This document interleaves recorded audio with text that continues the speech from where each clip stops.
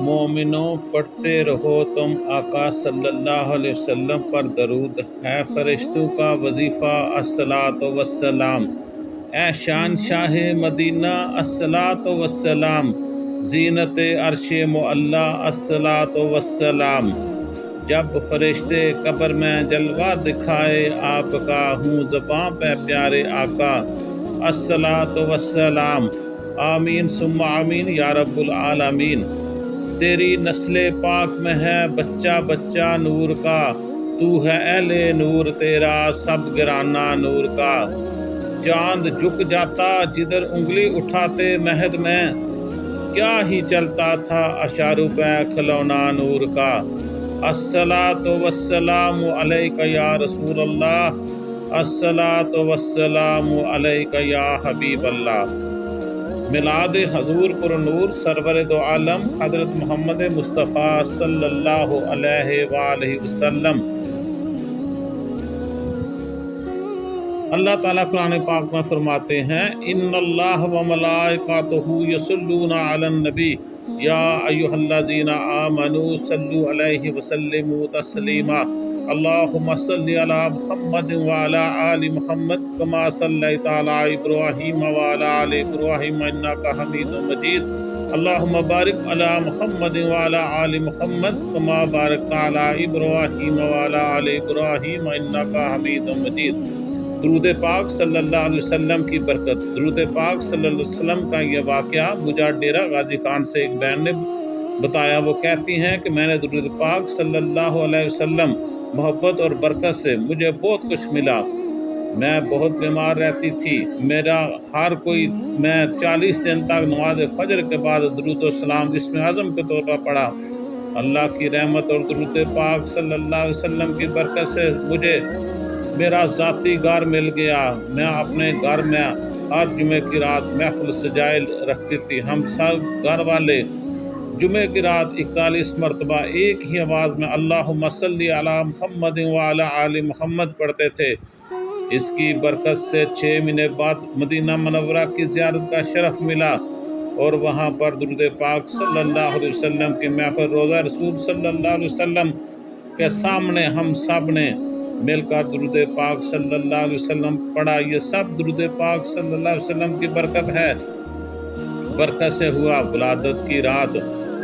کیا کہتی ہیں حضرت سیدنا آمنہ رضی اللہ تعالیٰ عنہا، فرماتی ہیں کہ میں حضور صلی اللہ علیہ وآلہ وسلم کی ولادت کے وقت گھر میں اکیلی تھی۔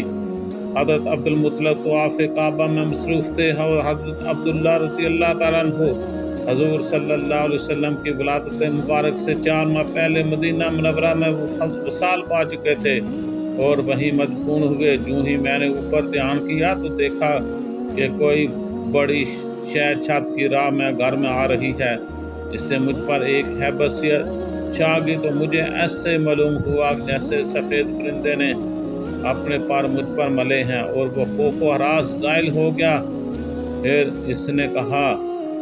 اس نے مجھے کوئی سفید رنگ کی پینے کی چیز دی، جو میں سمجھتی ہوں دودھ تھا۔ میں چونکہ پیاسی تھی، اس لیے میں نے اسے شربت سے چند گھونٹ پی لیے۔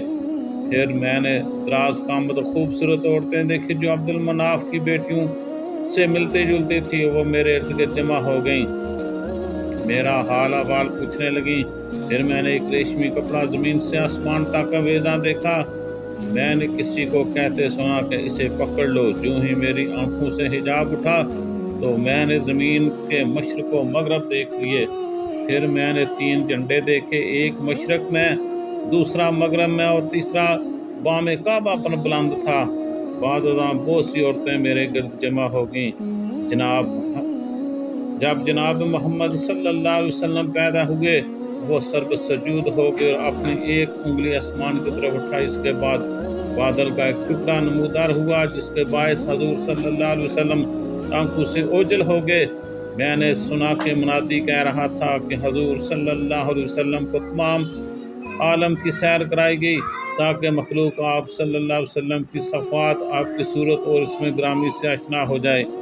یہ بادل صرف ایک لمحے کے لیے منور رہا۔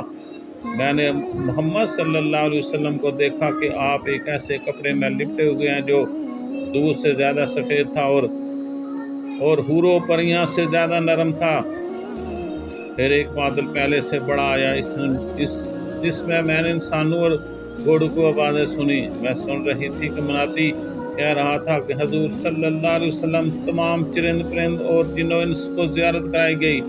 پھر آپ صلی اللہ علیہ وآلہ وسلم کو حضرت آدم علیہ السلام کی صفات و بزرگی، حضرت نوح علیہ السلام کی رکت، حضرت ابراہیم علیہ السلام کی سی آزمائش اور حضرت اسماعیل علیہ السلام کی زبان، حضرت یوسف علیہ السلام کا جمال، حضرت یعقوب علیہ السلام کا بشرا، داؤد علیہ السلام کی صورت، ایوب علیہ السلام کا بشرا، داؤد علیہ السلام کی صورت، ایوب علیہ السلام کا صبر، یحییٰ علیہ السلام کا زہد اور عیسیٰ علیہ السلام کی سخاوت عطا ہوئی۔